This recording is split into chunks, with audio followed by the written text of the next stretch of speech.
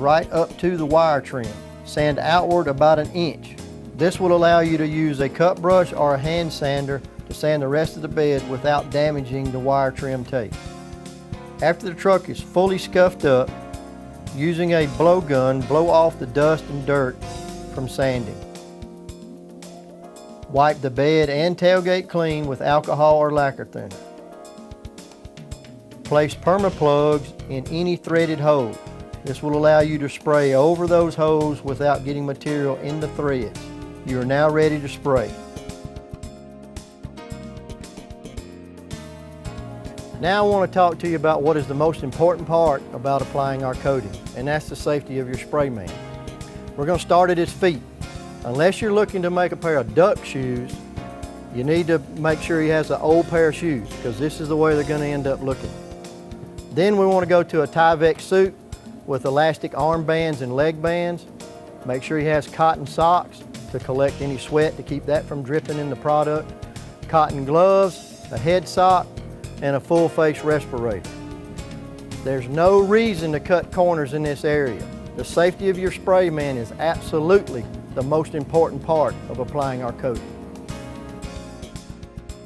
Okay guys, we've got our surface prepped, we're ready to spray.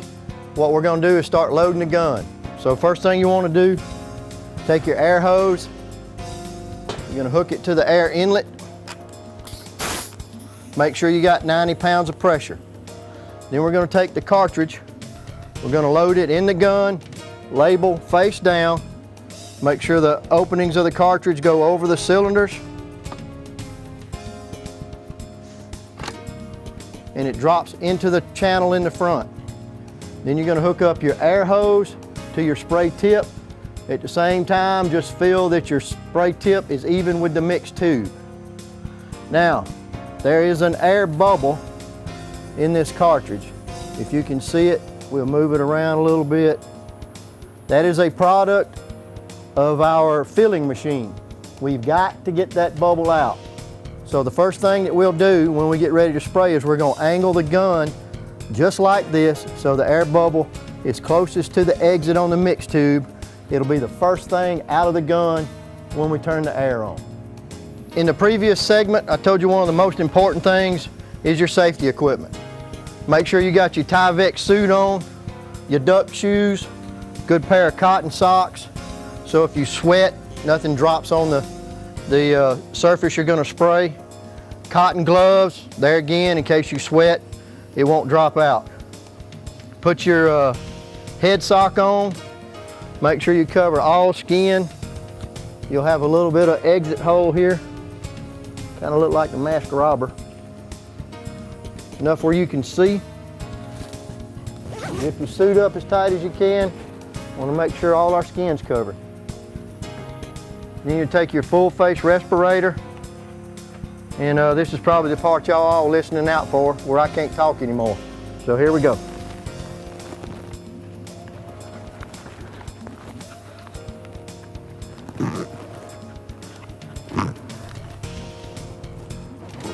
There is an air bubble in the ISO side of every cartridge. This is a product of our filling machine. Angle the gun upwards as shown, pull and hold the trigger, start on the driver's side and coat the top rail.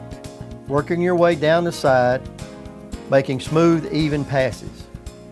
Be sure to put 2 to 3 coats on the bedside and 4 on the top rail. You should be able to coat the driver's side and part of the front bulkhead with the first cartridge. Just before the cartridge is finished, aim the gun away from the truck bed. Next, load your second cartridge the same way as the first. Expel the bubble the same way and start on the passenger side, coating the top rail and working your way down the side of the bed. Also finish coating the front of the bulkhead. You should be able to coat the passenger side and the rest of the front with the second cartridge. Just before you finish the second cartridge, aim the gun away from the bed. Unload the second cartridge and place the third cartridge in the same way. Make sure you expel the bubble. Using this cartridge, coat the front half of the bed with 2 to 3 passes, applying extra coats on the fender wells, and just before the cartridge ends, aim the gun away from the bed. Load the fourth cartridge in the same way, expel the bubble, and start coating the back half of the bed. Spray extra passes on the finished edges and the last 2 feet of the truck bed. This is the area that takes the most abuse. Aim the gun away from the bed just as the cartridge is finishing. Place the 5th cartridge in the gun as you did the 4 previous ones. This cartridge will be used only on the tailgate. Expel the bubble and start spraying. Aim gun away from the tailgate just before it empties. Reload the gun with the 6th and final cartridge. This cartridge will be used to texture and blend all separation lines. After expelling the bubble, hold the gun above your head, standing away from the truck bed, aiming the gun towards the bed, and shake the gun violently, moving left to right and up and down. This will give the bed a texture. Make sure you texture the entire bed and use part of the cartridge for texturing the tailgate as well.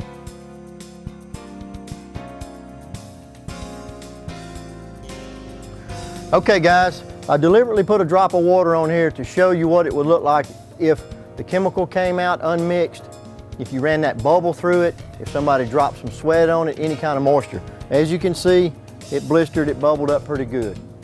It's a simple fix. You take a knife, you cut around it, and cut the bubble out.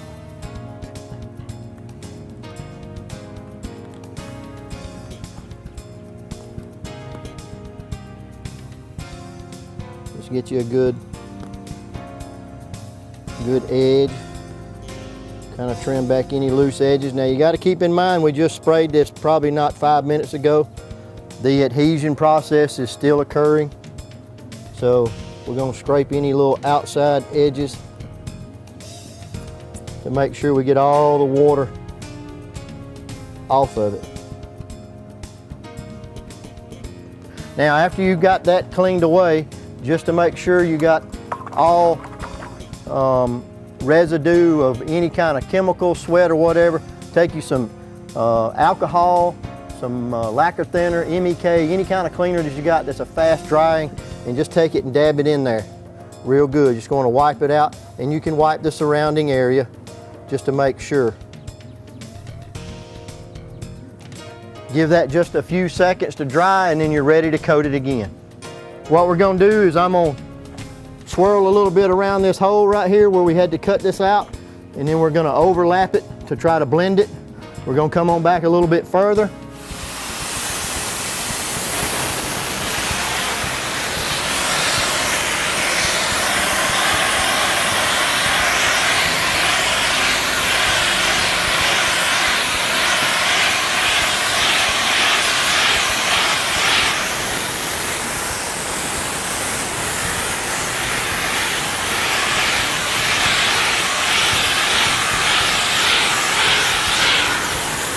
At this point, if you're not applying a texture coat, you can stop spraying, retract the pistons, and save the remaining chemical.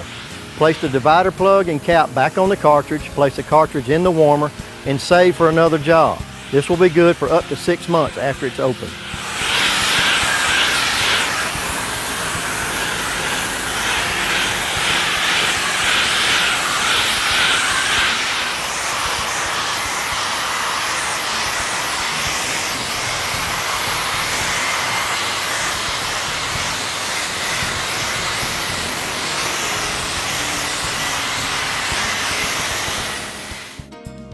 Your spraying is complete.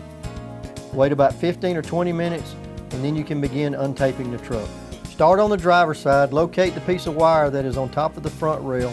With pliers, grab the end of the wire and pull up at a 45-degree angle towards the area that was just sprayed. Then go to the passenger side and pull that wire the exact same way as you did the driver's side. You will then be able to pull the masking tape and quick mask off of the sides of the truck. After you pull the sides, then you will be able to pull the wire trim that's at the base of the bed. Go towards the front of the truck and pull the wire that's on top of the bulkhead just behind the cab. After you pull the front bulkhead wire, you will be able to completely unmask the truck. Now you're ready to do the tailgate. Pull the wire trim in the same manner and unmask the tailgate. Reinstall all hardware, tie downs, tailgate screws, unfold the mirrors, and replace the antennas. I want to thank you for your interest in Permacoat spray-on bed liners. If you have any questions concerning our process, please give us a call, or some of the information is on our website,